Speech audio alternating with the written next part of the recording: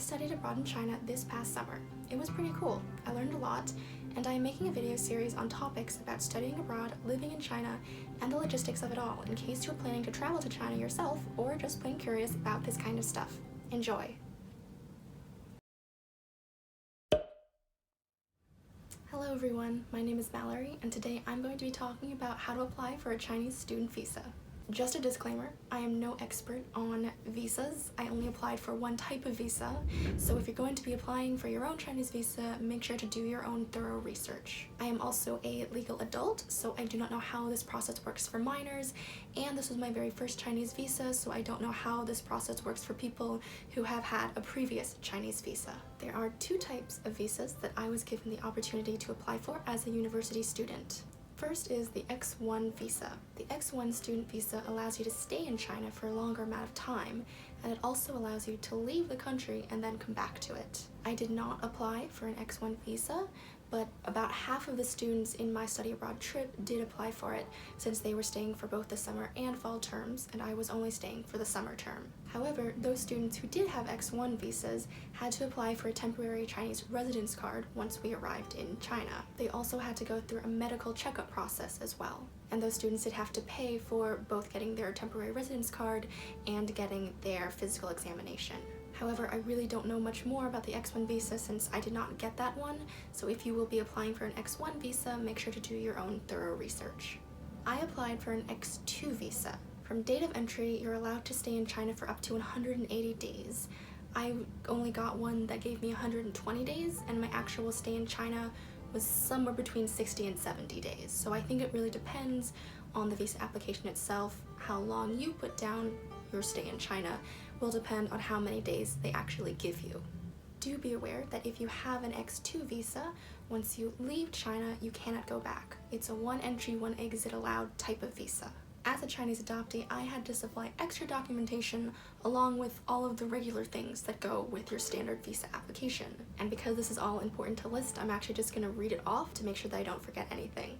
If you are applying for your very first visa to China as an adoptee, in addition to the application itself, your letter of admission from the school you're studying abroad at, your US passport, or whatever passport you have as a citizen, a passport photo of yourself, and the application fee that goes along with the visa application, you will need to supply photocopies of the document that states the date of your US naturalization when you became a US citizen. I'm a US citizen, this is my experience.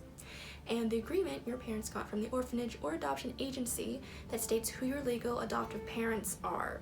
This agreement needs to have been officially notarized. Additionally, I sent in photocopies of my adoption papers from New York State, which was the state I grew up in, as extra proof that I am legally adopted. Furthermore, you will need to supply a copy of your Chinese baby passport.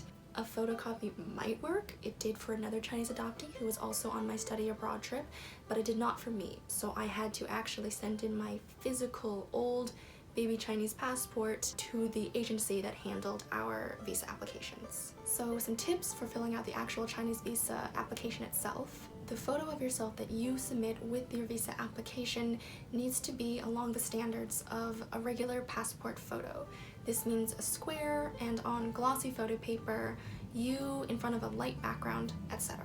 I was told that China can be picky about their photos, so if they don't like your photo or if it's really not along the guidelines of a standard passport photo, they might reject your application and thus delay the whole process even further. I would highly recommend just going down to your local UPS and just paying the money to have them take a professional standard passport photo. When filling out the actual visa application, use check marks instead of X's or filling in the little squares or bubbles.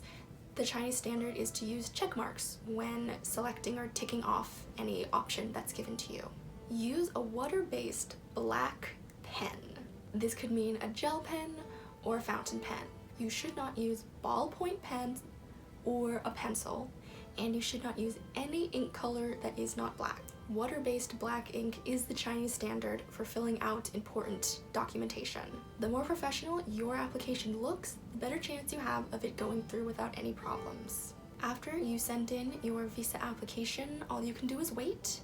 Besides the blip I had where the photocopy of my old Chinese baby passport didn't work and I had to send in the physical thing, I got my visa in under a month. Keep in mind that you do have to use your visa within 90 days of it being issued to you. Also, this was the first time I had ever applied for a Chinese visa, so I did have to send in a lot of supporting documents as a Chinese adoptee. I was told that the next time I apply for a new Chinese visa, I won't have to send in all of those extra supporting documents. We'll see if that holds true in the future. That's all I have for this video, which is part of my Benjamin A. Gilman Scholarship Follow-On Service Project, since I did receive a scholarship that helped me afford studying abroad in China this past summer. If you are interested in studying abroad and are a university student, I recommend considering applying for a Gilman Scholarship. I will leave a link to their website down below. So with that, if you have any questions, please leave them in the comment section below. If you liked this video, give it a big thumbs up and make sure to share it wherever you see fit. And if you would like to continue seeing more videos from me in the future, just hit that subscribe button. Thanks for watching. I'll see you all in the next video, so in the meantime, stay fabulous.